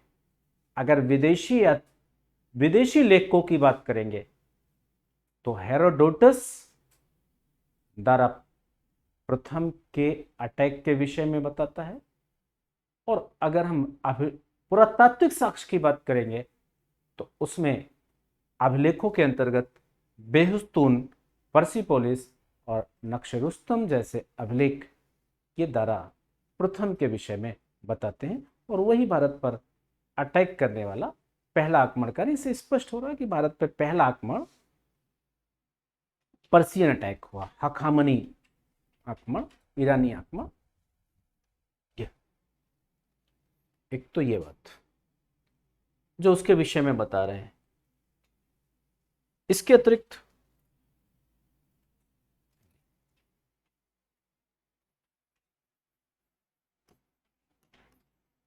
अभिलेख और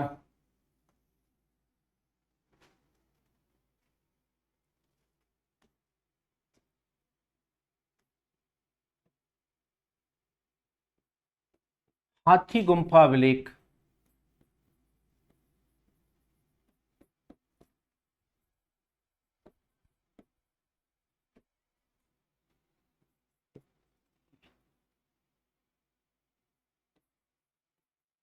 रुद्रदामन का जूनागढ़ अभिलेख,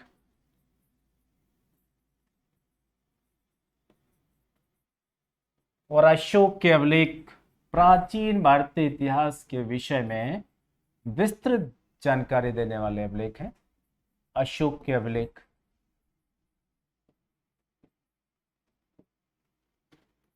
समुद्रगुप्त का प्रयाग प्रशस्ति है, प्रयाग प्रेज ये है। कुमारगुप्त का मंदसौर प्रशस्ति है, ये कुमारगुप्त का है। बहुत से ऐसे अभिलेख हैं, इनमें हम कुछ की बातें एक प्राचीन भारतीय इतिहास को समझने के स्रोत के रूप में कर रहे हैं। बाकी अंदर जो टॉपिक आएगा फिर हम लोग उस पर बात करते हुए चलेंगे कि ये जो प्रकरण है, ये जो टॉपिक है, इसको जानने का स्रोत क्या है, वो हम देखते हुए चलेंगे। अब जैसे हाथी गुम्फा अभिलेख है, ये हाथी गुम्फा अभिलेख बेसिकली खारवेल का है।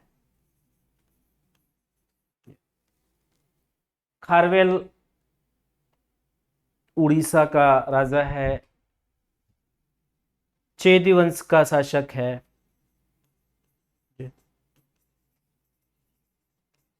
चेद डायनेस्टी का रूलर है, ये चेद वंश का शासक है। चेद वंश को महामेघवाहन वंश भी कहते हैं, क्योंकि महामेघवाहन नाम के व्यक्ति ने ही वहां पर इस वंश की नींव डाली। अब ये उड़ीसा में जो इसका खारवेल का हाथी गुम्फा अभिलेख मिला, ये खारवेल की विजयों के विषय में तो बताता ही है। उसने किस तरह से खारवेल ने पुष्यमित्र शुंग को भी पराजित किया था, इन सब बातों का। और वो खारवेल जैन धर्म का संरक्षक था, जैन धर्म को प्रोटेक्शन दिया। ये रुद्रदामन का जूनागढ़ अभिलेख। रुद्रदामन का जूनागढ़ अभिलेख एक ऐसा अभिलेख है जो सौराष्ट्र प्रांत में, सौराष्ट्र कहें तो गुजरात में, एक जूनागढ़ प्लेस, उसमें एक गिरनार पर्वत था, और उस गिरनार पर्वत पर के बगल में एक झील थी। उस झील का निर्माण चंद्रगुप्त मौर्य ने करवाया था, और फिर चंद्रगुप्त के सौराष्ट्र प्रांत के जो गवर्नर थे, उस ने करवाया।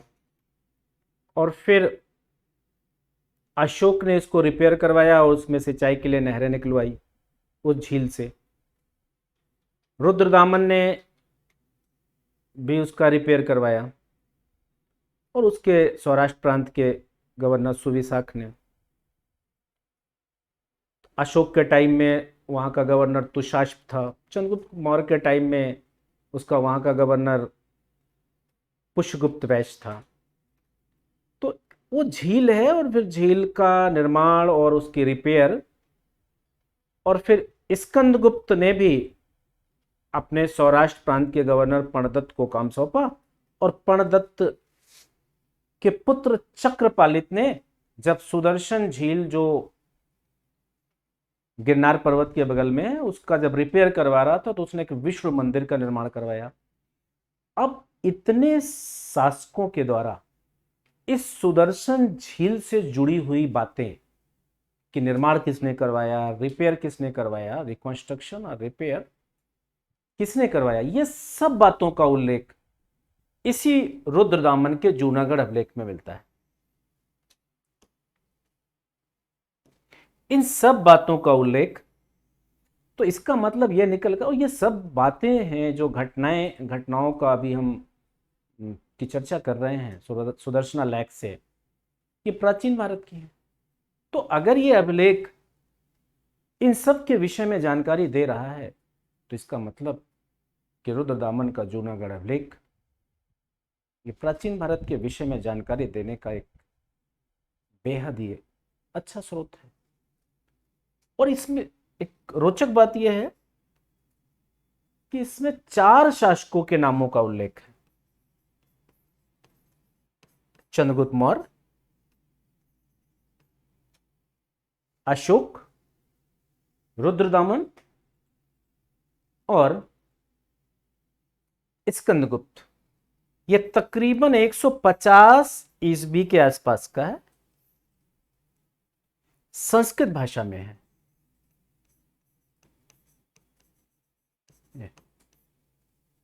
और संस्कृत भाषा में यह लिखा जाने वाला पहला अभिलेख भी है।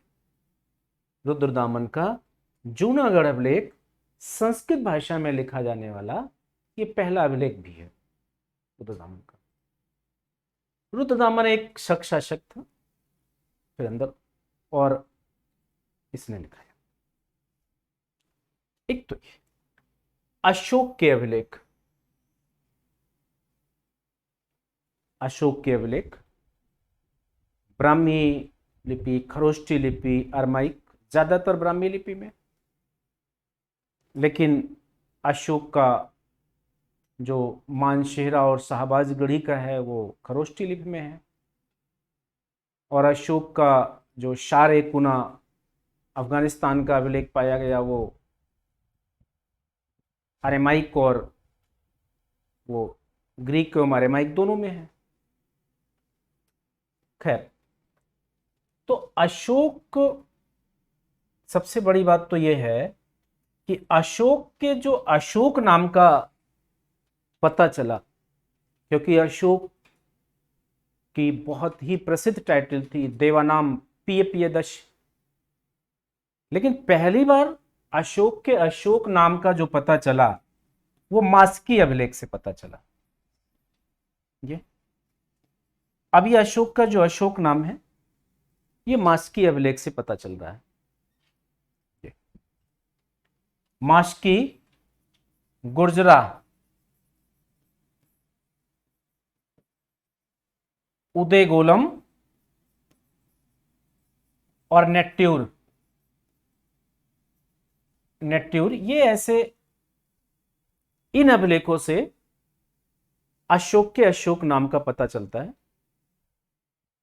मास्की, गुर्जरा, उदयगोलम और नेट्यूर।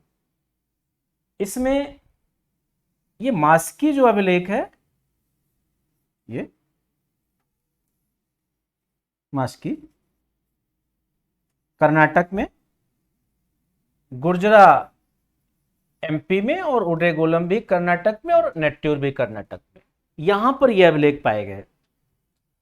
और मास्की अभिलेख ही पहला अभिलेख है जो अशोक के अशोक नाम का उल्लेख करता है, अशोक नाम को बताता है, जो बेसिकली कर्नाटक में, गुर्जरा मध्य प्रदेश में और उदयगोलम भी कर्नाटक में और नेट्यूर भी कर्नाटक में, वहां पे ये पाए गए। अशोक के अभिलेखों को सबसे पहले जो पढ़ने का काम किया वो टी पैंथलर ने किया। सबसे पहले 1750 में टी पैंथलर ने पढ़ा उसको। टी पैंथलर ने खोजा और फिर आगे चल करके उसको खोजने के बाद सबसे पहले जो पढ़ने का काम किया वो जेम्स प्रिंसप ने 1837 में किया, लेकिन खोजने का काम सबसे पहले टी पैंथलर ने किया। ये टी पैंथलर, ये अशोक के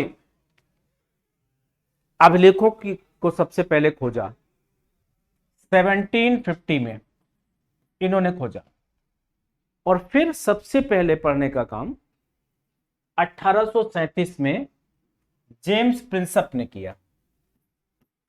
1837 में इसे पढ़ने का काम जेम्स प्रिंसप ने सबसे पहले किया। ये तो अशोक के शिलालेख भी हैं, स्तंभलेख भी हैं, गुहालेख भी हैं, और इन अभिलेखों जो स्तंभलेख, गुहालेख, शिलालेख है, इनकी भी कैटेगरी है बृहद, लघु, फिर वहां डिटेल में। और जो अशोक के 14 बृहद स्तंभलेख हैं, जिनमें अलग अलग बृहद स्तंभलेखों में अलग अलग क्या उसकी विषय वस्तु है, वहां से भी बहुत प्रश्न बनते हैं। अभी तो हम स्रोत के रूप में बात कर रहे हैं, फिर अंदर भी चर्चा करेंगे, उस पर बातचीत करेंगे। प्रयाग प्रशस्ति, ये प्रयाग प्रशस्ति क्या है? ये प्रयाग प्रेज या प्रयाग प्रशस्ति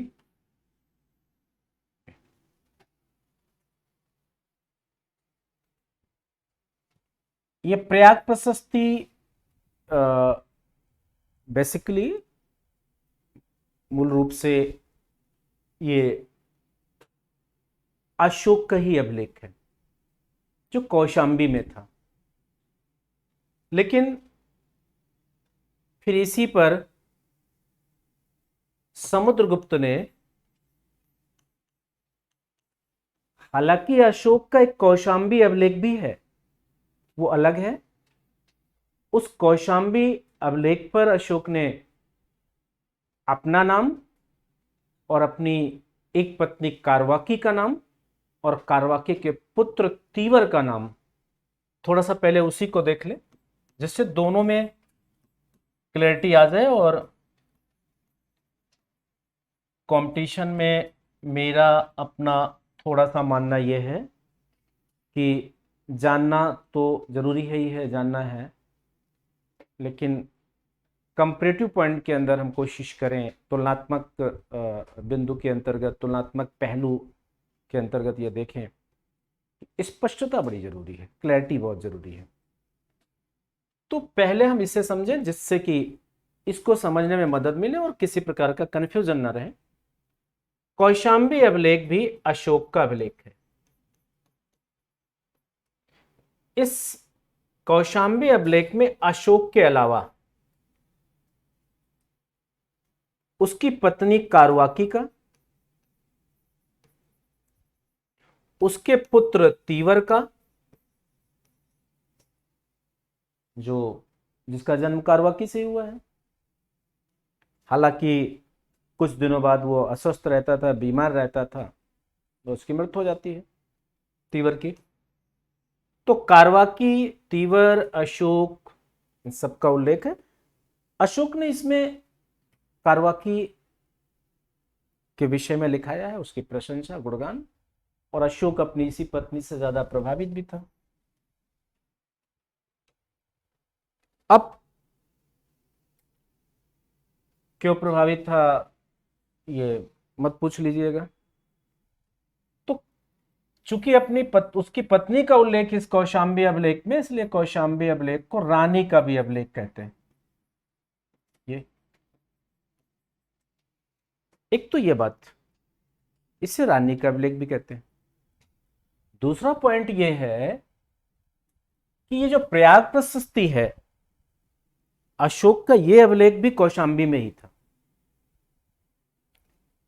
इसी कौशाम्बी अभिलेख पर समुद्रगुप्त ने अपना गुणगान करवाया है। अशोक का तो है ही है, अशोक के विषय में तो लिखी ही बातें। समुद्रगुप्त जो गुप्त वंश का शासक है, जिसको भारत का नेपोलियन विंसेंट स्मिथ साहब ने कहा, तो समुद्रगुप्त ने अपना गुणगान करवाया और ये गुणगान करने का काम, लिखने का काम उस पर हर्षण ने किया। हर्षण समुद्रगुप्त का एक कोर्ट पोएट है, राजकवि है, दरबारी कवि है, और वो उसका संद विग्रहिक पद पे भी तैनात था हर्षण। संद विग्रहिक का मतलब है जो युद्ध और शांति की नीति को तय करे, किसी राजा को यह बताए कि किससे युद्ध करना है या किससे शांति करना है, ये वही तय करेगा। इसका मतलब आप कह सकते हैं कि ये एक तरह का विदेश या युद्ध विदेश मंत्री जैसी हैसियत रही होगी संत विग्रहिक की, क्योंकि आगे चलकर फिर वो संत विग्रहिक को कई जगह पर विदेश मंत्री कहा गया है, लिखा गया है हर्षवर्धन के टाइम में। इस आधार पर मैं कह रहा हूं कि संत विग्रहिक या विदेश मंत्री, और चूंकि वो कवि था तो राजकवि था, तो हर्षेण ने समुद्रगुप्त का गुणगान किया है इस प्रयाग प्रशस्ति में। ये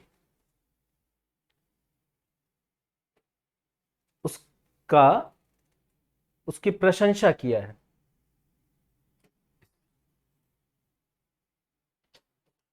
लेकिन प्रयाग प्रशस्ति में समुद्रगुप्त द्वारा जो अश्वमेध यज्ञ किया गया था उसका कहीं उल्लेख नहीं मिलता। वो केवल प्रभावती के ताम्रपत्र के, जो ताम्र पूना का ताम्रपत्र अभिलेख है वहां मिलता है। खैर, दूसरा, इस प्रयाग प्रशस्ति को, जो ये स्तंभ लेख है, अकबर, मध्यकालीन भारत में अकबर के समय में जहांगीर कौशांबी से इसको प्रयाग ले आया, तब ये प्रयाग प्रशस्ति हो गया। था कौशांबी में, अशोक का था, समुद्रगुप्त ने भी उस पर लिखवाया, हर्षेण द्वारा लिखवाया। फिर जहांगीर इसको प्रयाग ले आया। तो इस प्रयाग प्रशस्ति में अशोक का नाम है, समुद्रगुप्त का नाम है, अकबर का नाम है, जहांगीर का नाम है, और अकबर, जहांगीर और बीरबल का नाम भी है।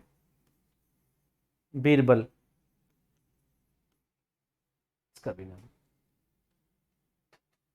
और बीरबल, और इतने ही नाम नहीं है, बल्कि समुद्रगुप्त ने जब अपना दक्षिणावर्त का अभियान चलाया था, और दक्षिणावर्त के अभियान के दौरान 12 शासकों को पराजित किया था, तो उन 12 शासकों ने एक अलायंस बनाया था इसके विरुद्ध लड़ने के लिए, समुद्रगुप्त के। उनमें उन 12 शासकों को जो लीड कर रहा था, जो उनका नेता था, जो उनका लीडर या मुखिया था, वो वाकाटक वंश का वो रुद्रसेन प्रथम था। तो और इसका मतलब इसमें समुद्रगुप्त ने रुद्रसेन जिसको हराया है उसके नाम का भी उल्लेख है। रुद्रसेन फर्स्ट और उसके बेटे पृथ्वी सेन का भी उल्लेख है इसमें, जो वाकाटक वंश के हैं। हालांकि इसी वाकाटक वंश में आगे चलकर जो रुद्रसेन द्वितीय होगा, उसके साथ चंद्रगुप्त सेकंड अपनी पुत्री प्रभावती का विवाह भी करेगा। खैर, तो एक तो ये अभी हम लोगों ने कौशांबी, और इसके साथ मंदसौर अभिलेख अभी हम लोगों ने देखा था। भीतरी स्तंभ लेख,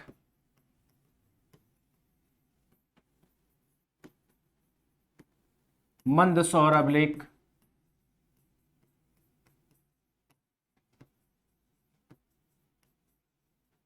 सुपिया अभिलेख,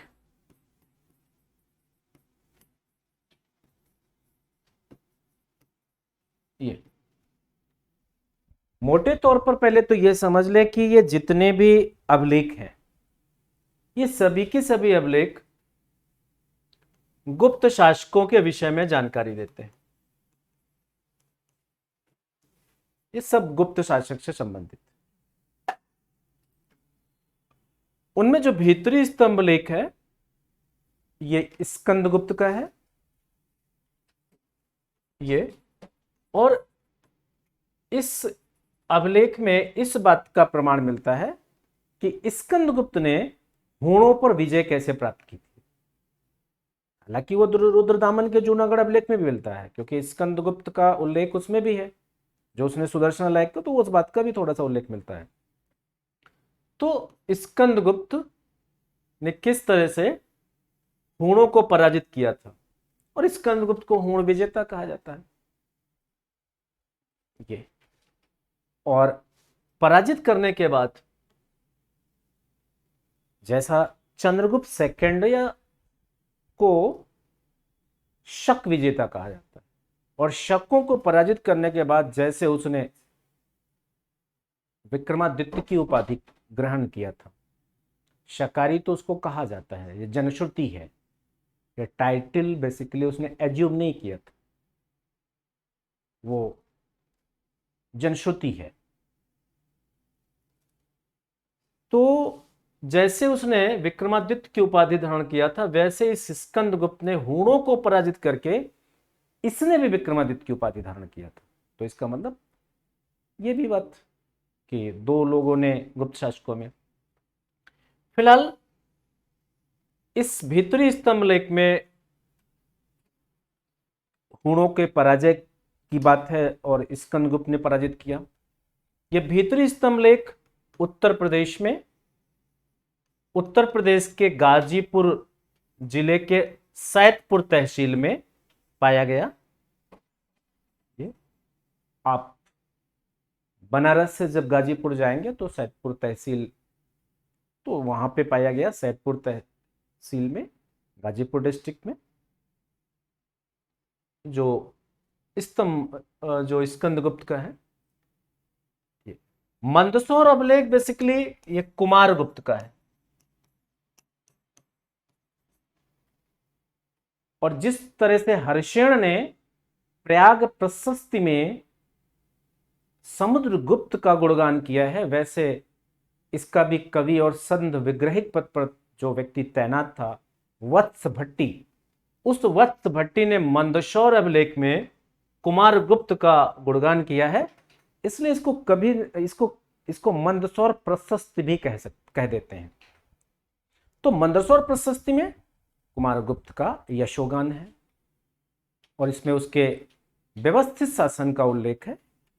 ये इसके अतिरिक्त करमदंडा, बिलसड़, ये अभिलेख भी इससे संबंधित है, कुमारगुप्त से। तो एक बात तो ये, और सुपिया अभिलेख, ये सुबिया अभिलेख भी स्कंदगुप्त का है, स्कंदगुप्त का है, और ये मध्य प्रदेश के रीवा में पाया गया। इसको सुपिया अभिलेख में गुप्त वंशावली का उल्लेख मिलता है। तो अगर गुप्त वंशावली किसी एक ही अभिलेख में एक जगह मिल रही है और गुप्त वंश प्राचीन भारत का राजवंश है, तो जाहिर सी बात है कि इस अभिलेख से, या जितने भी अभिलेख हैं, इनसे हम प्राचीन भारतीय इतिहास को समझते हैं, जानते हैं। गुप्त वंशावली का उल्लेख सुपिया अभिलेख में मिलता है जो स्कंदगुप्त का है, और इस अभिलेख में, गुप्त वंशावली में, जो गुप्त वंश का आदि संस्थापक है श्रीगुप्त, उसके नाम का कहीं भी इसमें उल्लेख नहीं मिलता। इसका मतलब यह निकल कर आ रहा है कि श्रीगुप्त का जो पुत्र घटोत्कच था, वहां से गुप्तों का राजनीतिक इतिहास शुरू होता है। तो एक राजनीतिक इतिहास की भी जानकारी हो रही है कि यहां से। अब सवाल फिर पैदा होता है कि फिर श्रीगुप्त के विषय में पता कैसे चला। श्रीगुप्त के विषय में इत्सिंग बताता है, इत्सिंग के वर्णन से पता चलता है कि नहीं, वो श्रीगुप्त था और उसने एक मंदिर बनवाया मगध में, और गांव जो है उस मंदिर के देखरेख के लिए 24 गांव दान में दिए। ऐसी बातें इत्सिंग लिखता है। हालांकि वो 7वीं सदी के अंत में आया, लेकिन कोई भी व्यक्ति अपने पूर्व के इतिहास को तो लिख सकता है ना। हाँ, बाद को नहीं लिख सकता है। जैसे आज हम अपने किसी चीज को आधार बना के 20 साल, 25 साल, 100 साल की पहले की घटना को तो लिख सकते हैं, लेकिन आज की बात 100 साल के बाद की घटना के विषय में हमें अभी क्या पता है, तो पहले की बात तो लिख सकते हैं। तो इस तरह से हम लोगों ने ये अभिलेखों के माध्यम से कैसे हम अपने प्राचीन इतिहास को समझते हैं, जानते हैं, इन पर हमने चर्चा किया। आज की इस क्लास में यहीं तक। Thank you so much.